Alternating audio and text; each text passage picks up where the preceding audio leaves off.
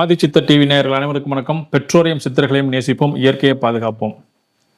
Sir, கடன் பிரச்சனைக்கு நிறைய விஷயங்கள் கொடுத்துருக்கீங்க. அதை பண்ணுங்க, இதை பண்ணுங்க, அப்படி பண்ணுங்க, இப்படி பண்ணுங்கன்னு எல்லாம் சொல்லியிருக்கிறீங்க.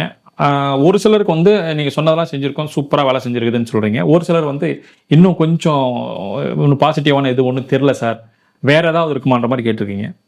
இப்போ கடன் பிரச்சனைகள் யாருக்கு உடனே தீரும், யாருக்கு உடனே தீராது அப்படின்னு பார்த்தீங்கன்னா, குலதெய்வத்தினுடைய அனுகிரகம் யாருக்கு இருக்குதோ அவங்களுக்கு உடனடியாக கடன் பிரச்சனை தீர்ந்து போயிடும்.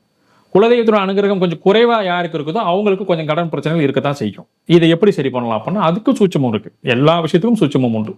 சித்த வைத்தியம் பார்க்குறோம், சித்த வைத்தியம் பார்க்கலாம் முடியுது, அப்படிலாம் முடிஞ்சா ஓகே. சித்த வைத்தியத்தை மட்டும்னா ஹோமியோபதிக்குள்ளார போகிறோம், ஹோமியோபதிக்குள்ளனா அலோபதிக்குள்ளார போகிறோம். எப்படி மாற்று வைத்தியத்தை நம்ம கண்டுபிடிக்கிறோமோ அது மாதிரி பரிகாரங்களில் நிறைய விஷயங்கள் உண்டு.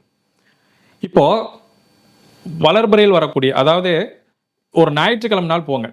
எங்கே போனால் விநாயகர் கோயிலுக்கு போங்க. ஞாயிற்றுக்கிழமை நாள் நாங்கள் போயிட்டு உங்களுடைய அபிஷேகம்லாம் வச்சு சாமிங்கெல்லாம் தரிசனங்கள்லாம் பண்ணி முடிச்சதுக்கப்புறமா ஒரு தேங்காய் ஒன்று உடச்சி கொடுக்க சொல்லுங்கள். அதாவது அர்ச்சனை பண்ணும்போது தேங்காய் உடச்சி கொடுப்பாங்க இல்லையா, அந்த தேங்காயை எடுத்துகிட்டு வாங்க. ஒரு மூடி மட்டும் எடுத்துக்கோங்க.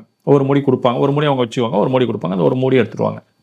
எடுத்துகிட்டு வந்துட்டு நம்ம வீட்டில் என்ன பண்ணணும் அப்படின்னா, இது வந்து தேங்காய் 2-3 நாளைக்கு கெடாத இருக்கிற அளவுக்கு நம்ம பாதுகாப்பு பண்ணிக்கணும். ஒரு சிலருக்கு வீடினுடைய தன்மையே ஜில்லுன்னு இருக்கும், அவங்க ஓப்பனில் வச்சாங்கன்னாவே தேங்காய் ஒன்றும் ஆகாது. ஒரு சிலருக்கு வந்து பார்த்தீங்கன்னா கொஞ்சம் சூடான இதாக இருக்கும், அது ஓப்பனில் வச்சிங்கன்னா கொஞ்சம் அழுவி போகிற மாதிரி ஒரு சூழ்நிலை உருவாயிடும். இவங்க என்ன பண்ணால் ஃப்ரிட்ஜில் கூட வச்சுக்கலாம், ஒன்றும் தவறு கிடையாது.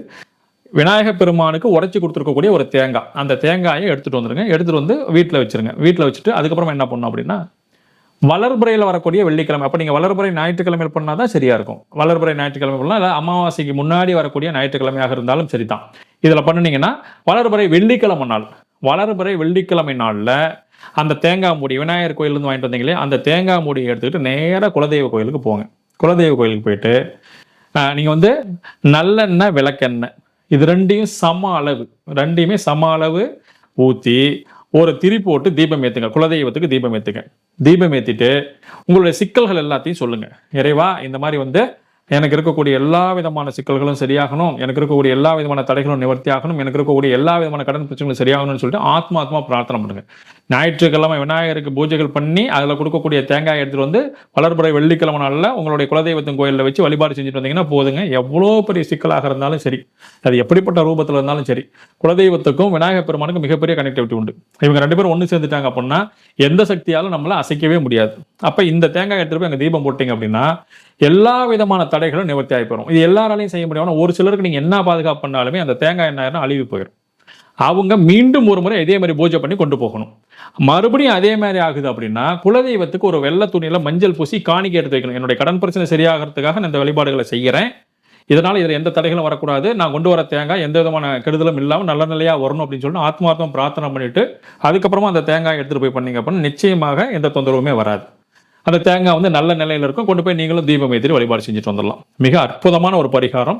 இதுவும் நிறைய பேருக்கு நான் கொடுத்துருக்கேன். இது வந்து நிறைய பேர் கொடுத்து அவங்க என்ன பண்ணியிருக்காங்க, நான் சொன்ன மாதிரி ஐயா ஒரு நாள்லேயே அழிவு போயிடுச்சு, இல்லை உடைக்கும் போதே அழிவு போனதெல்லாம் நிறைய விஷயங்கள்லாம் சொல்கிறாங்க. ஸோ இது வந்து நீங்கள் செஞ்சுட்டீங்க அப்படின்னா அந்த காரியம் அங்கே பலிதமாயிடுச்சு அப்படின்னா 100% உங்களுக்கு பலன் தரக்கூடிய ஒரு விஷயமாக இருக்கும். கடன் பிரச்சனைகளுக்கான ஒரு ரூட் கிடைக்கும். எப்படி கிடைக்கும் அப்படின்னா, நம்ம செஞ்சு இருக்கக்கூடிய தொழிலில் ஏற்கனவே பெண்டிங் இந்த அமௌண்ட் திடீர்னு ஒரு பல்க் அமௌண்ட் வரும்.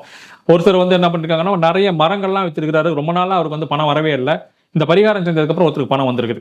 இன்னொருத்தருக்கு வந்து பார்த்தீங்க அப்படின்னா வேலையில் விட்டு வெளியில் வந்து 6 வருஷம் ஆகுது, இதுவரை பெண்டிங்காக இருந்த பணம் திடீர்னு ரிலீஸ் ஆகி வெளில வந்திருக்குது. ஒரு சிலருக்கு வந்து பார்த்தீங்க அப்படின்னா பார்ட்னருக்கும் அவருக்கும் பிரச்சனையாகி சொத்து பிரிச்சிருக்காங்க, டாக்குமெண்ட்லாம் வச்சு பிரிச்சிருக்காங்க. பிரிக்கும் போது ஒரு பெண்டிங் கொடுக்க வேண்டிய பணம் அவருக்கு வந்திருக்கு. ஸோ இந்த மாதிரி ஏதாவது ஒரு ரூபத்தில் ஒரு பெரிய மிராக்களை நடத்தி கொடுக்கும். இந்த விநாயகர் பெருமானோட உடச்ச தேங்காயை கொண்டு போய் குலதெய்வத்துக்கு வழிபாடு செஞ்சுட்டு வரும்போது அற்புதமான ஒரு பரிகாரம். பயன்படுத்துங்கள், பலனடையுங்கள். நன்றி.